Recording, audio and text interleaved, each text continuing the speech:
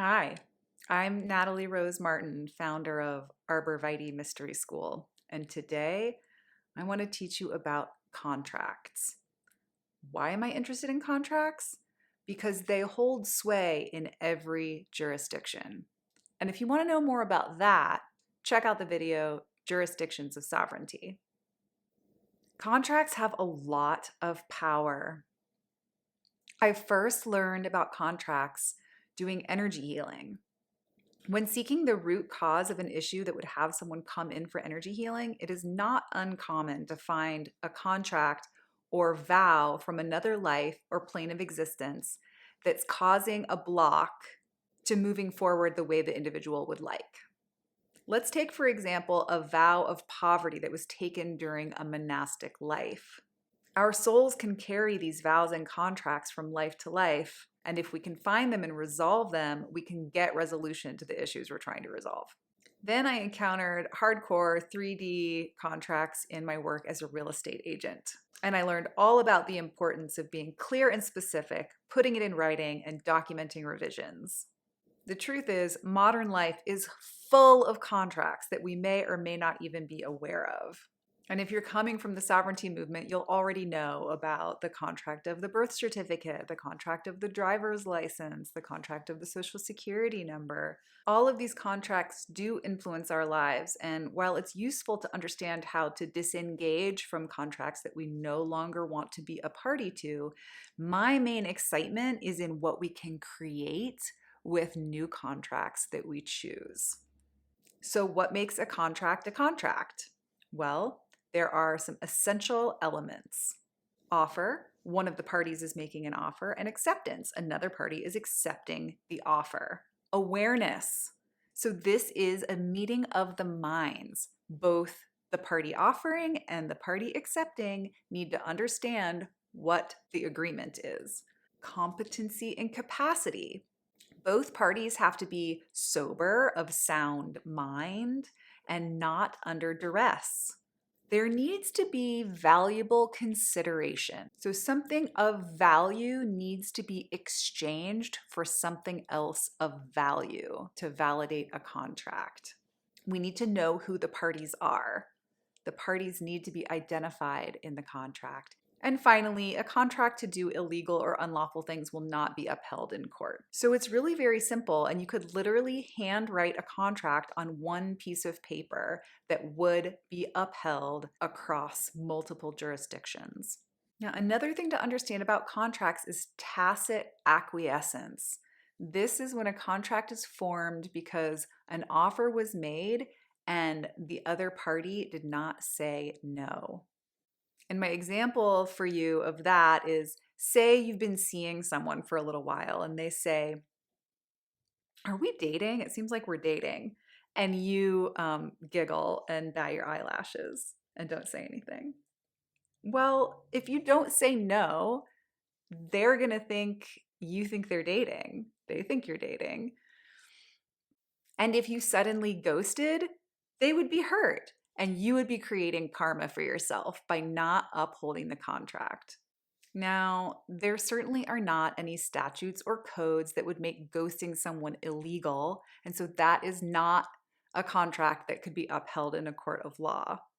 However, there are energetic repercussions from such actions, right? If you let someone think that you're dating and then you realize you don't want to be in that type of relationship with that person, the responsible and integrous thing to do would be to let them know and essentially dissolve the contract. So, if you like having a clean slate, I suggest cleaning up your relational and karmic contracts in this life and from other lives, because they may actually be holding you back from creating the life that you really want. And what is the life that you want to create? Working with the multidimensional magic of contracts, from the energetic level to the karmic level to the level of pen on paper, you can use this power to create what you want to create. We all know the power of writing things down, right?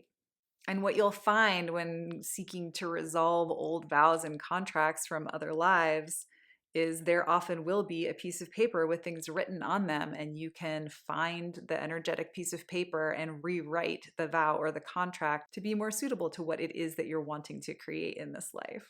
So, to stay in the vein of relationships for another minute, what if you wanted to marry someone and you realize that the marriage license is a contract with the state that actually bequeaths all of the fruits of the marriage, aka children, to be wards of the state? That's a little disturbing. Like, that might not be an appealing option to sign up for. So, if you wanted to get married, if you wanted to wed your beloved, and you didn't want to get married using a marriage license, which is a contract with the state, you could create your own marriage contract. You could literally co create with your beloved a contract which forms the union and stipulates exit strategies and how you would navigate if you did indeed have children and decided to separate later. This would save so much time, energy, and money and keep you out of the court system, which will suck you dry. Definitely better to do this work when you're in love and feeling optimistic about the future than when things are breaking down and communication is not easy in the relationship. Now, hopefully you would never need to use the exit strategies, but it is a very good idea to have it laid out instead of handing that responsibility over to the state. Take it back into your own hands, decide how you want to do it together. Okay, another great example of using contracts for building the life that we want to create for ourselves is a private membership association, or a PMA. A PMA is a structure, a container, an organization within which living men and women can exchange goods and services without the oversight of external authority. No registrations or licenses are required to operate within a PMA. It is simply a private contract between me, a living woman, and you, a living woman, to exchange goods and services within this container. And I can give you a great example from my own life. Arborvitae Mystery School is a private membership association. So as you come in to join a program or take one of the courses, you will sign an agreement that you understand that you're stepping into a particular type of container called a private membership association, or PMA.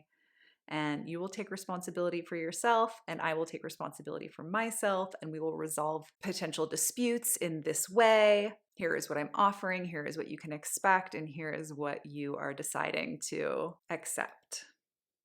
Another elegant use of a contract is in creating a common law trust, also known as a private express irrevocable trust.